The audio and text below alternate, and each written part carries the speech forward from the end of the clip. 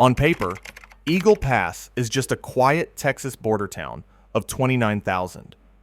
In reality, it is hemorrhaging $12 million a year from a crisis few outside its limits truly grasp.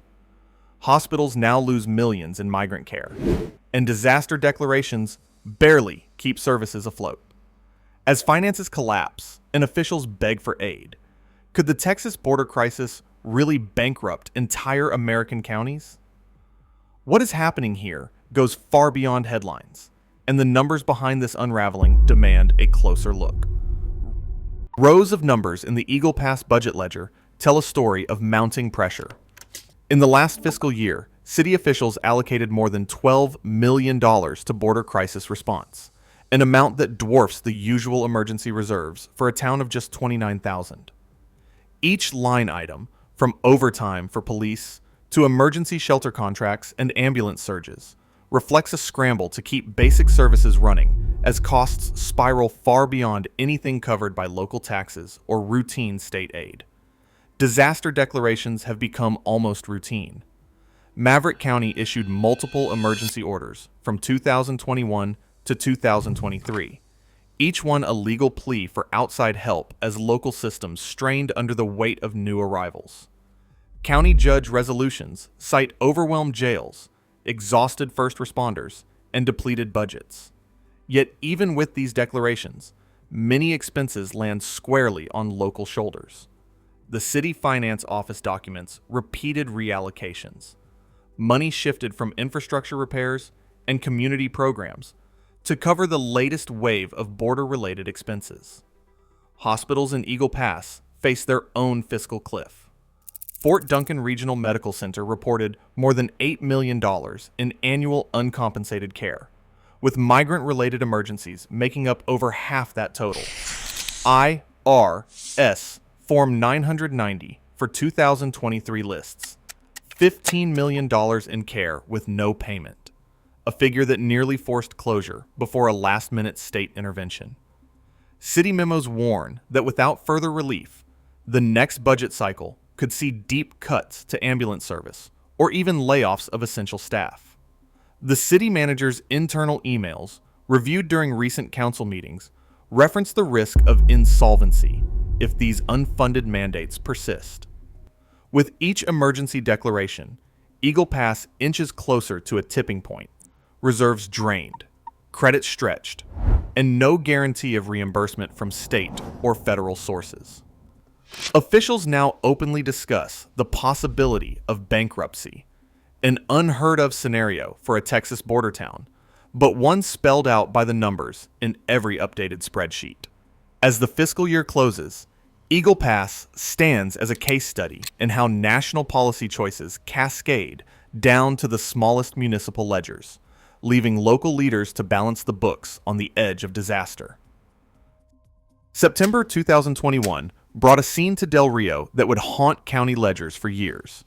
Over 2 days, nearly 15,000 migrants gathered beneath the International Bridge, turning a patch of riverbank into a makeshift city. Emergency calls flooded the 911 system.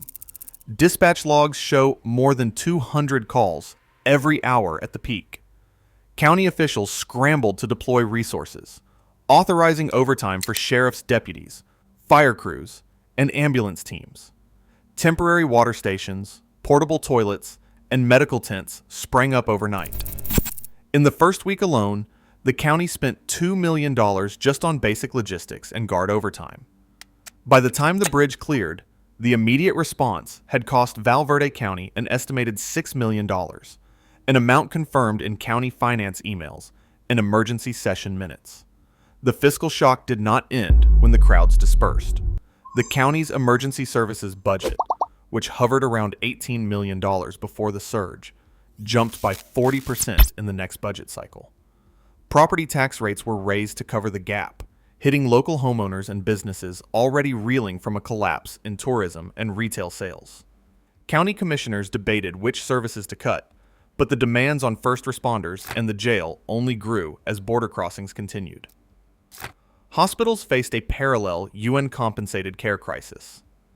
Val Verde Regional Medical Center's uncompensated care soared to $9 million in 2023, with more than half of all emergency room visits involving patients who could not pay. Federal law required treatment, but no federal program reimbursed the difference. The hospital CFO memo to the board warned that persistent losses threatened payroll and could force service reductions. Nurses and doctors reported burnout as staffing shortages mounted.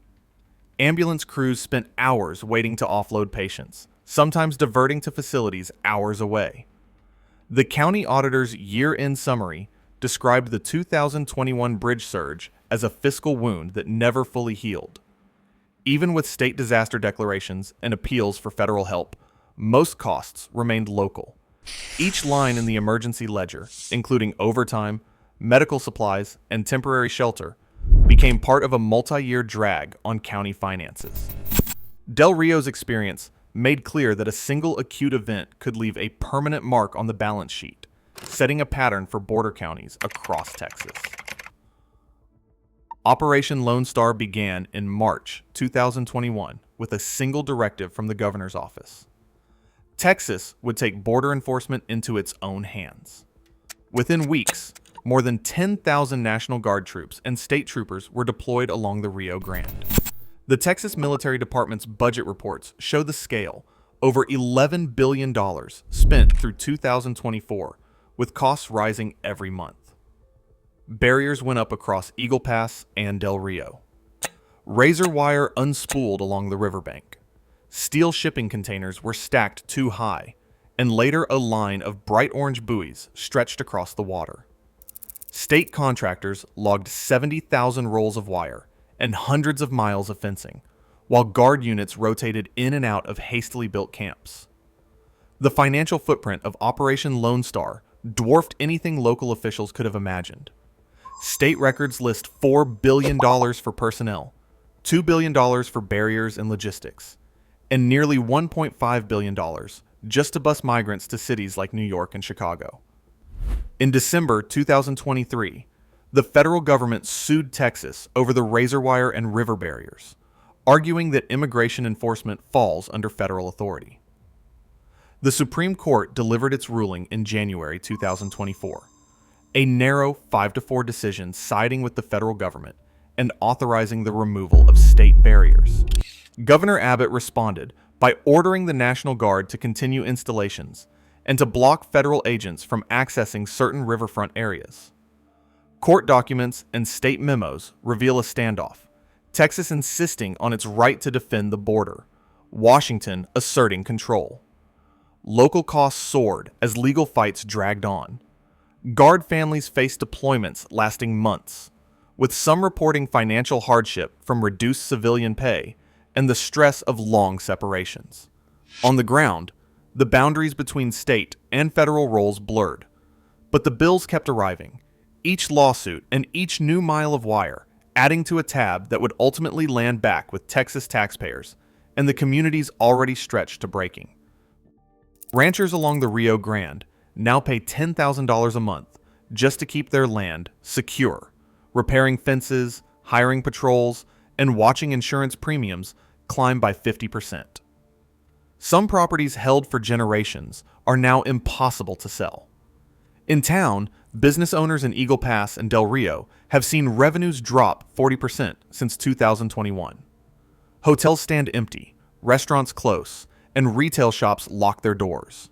Tourism, once a lifeline, has disappeared, taking with it the margin that kept small businesses alive. Homeowners face their own crisis.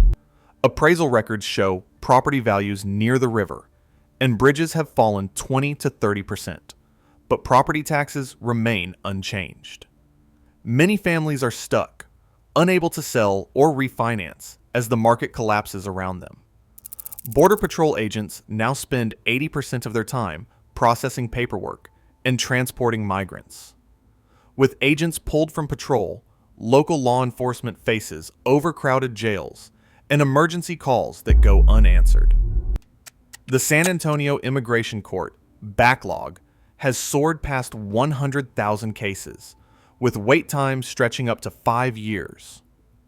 During this limbo, Migrants remain in local communities, relying on schools, hospitals, and public services already stretched thin. Hospitals across the region absorb hundreds of millions of dollars in uncompensated care. In 2023, Eagle Pass and Del Rio hospitals alone reported $17 million in unpaid emergency room visits. Doctors and nurses are leaving. Maternity wards deliver babies for mothers with no insurance, and the financial strain grows. A conservative audit sets the baseline for unreimbursed local costs at $35 million, excluding lost business, property value declines, or broader economic fallout. Local officials demand 3 remedies. They want FEMA reimbursement for emergency expenses, more immigration judges to clear the backlog, and targeted HHS grants to keep hospital doors open. Without action, the risk of bankruptcy becomes real. Right now, Texas border counties face insolvency, while Washington debates solutions that never arrive. Each unfunded mandate and unchecked cost deepens a crisis with no exit. If the nation ignores this fiscal collapse, the consequences will not stop at the border. They will reach every taxpayer. What would you do next?